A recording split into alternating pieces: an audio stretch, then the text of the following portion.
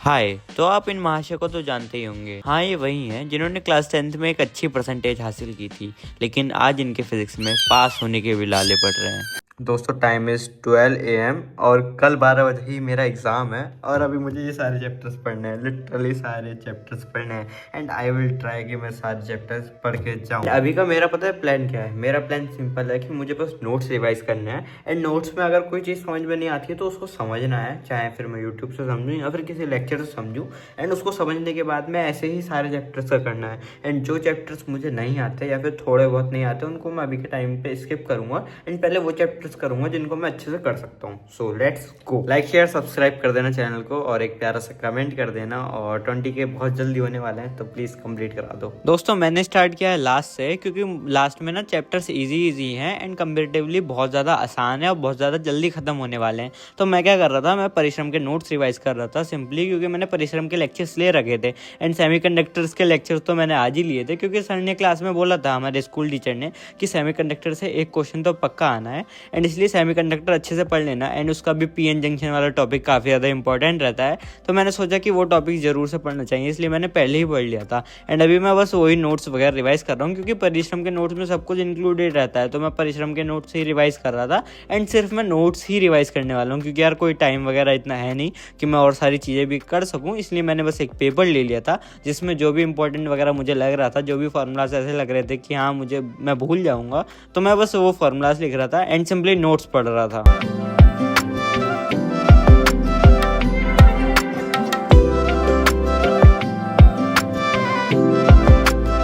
दोस्तों, we have done with our first chapter which is semiconductors and अब हम करेंगे ड्यूल नेचर।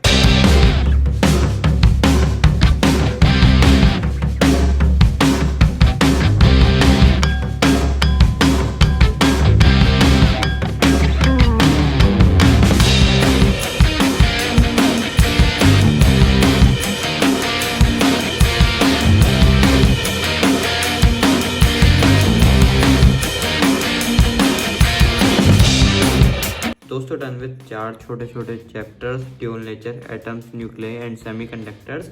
एंड मैंने ना EMI, AC एंड EM वेव्स मतलब बहुत दिनों से बिल्कुल पढ़े ही नहीं है, पहले कभी पढ़े थे लेकिन अब मैंने बहुत दिनों से ना रिवीजन करा उनको देखा है। तो अब पहले ये 3 चैप्टर करते हैं, देन बचे हुए जो लॉन्ग चैप्टर्स हैं जैसे कि electric potential and electric charges and fields वो करेंगे। तो पहले ये 3 चैप्टर्स कर लेते हैं एंड देन वो करेंगे।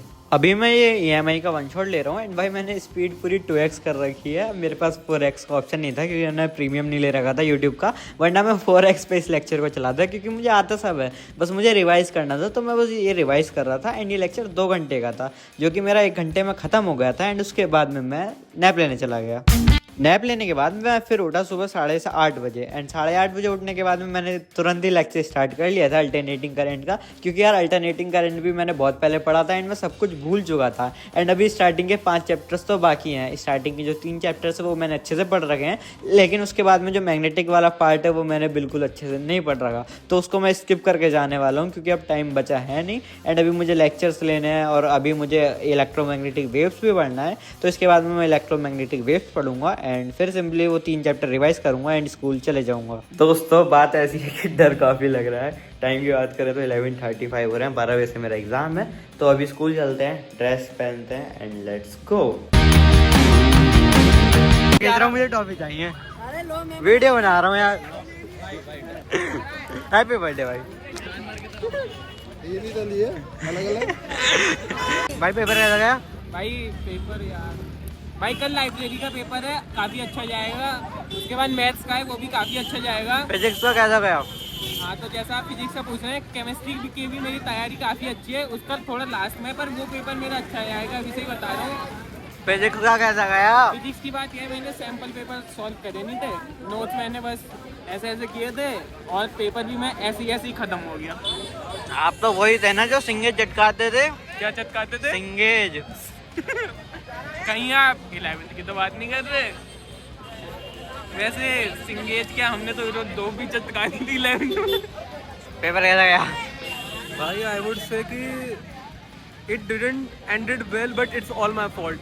मैंने नोट्स पढ़े, मैंने थ्योरी करी, मैंने सवाल नहीं लगाए, मैंने नोट्स पढ़े, मैंने थ्योरी पढ़ी सबसे ज़्यादा एंड लाइक मुझे सवाल नहीं हिले एग्जाम हॉल में। एंड सबसे बड़ा मलाल यही है कि मैंने सवाल नहीं लगाए। एंड अब अगले प्री बोर्ड में मैं सवाल लगाने वाला हूँ और ज़्यादा, मैं कुछ मैट्रिक्स पढ़ाऊंगा।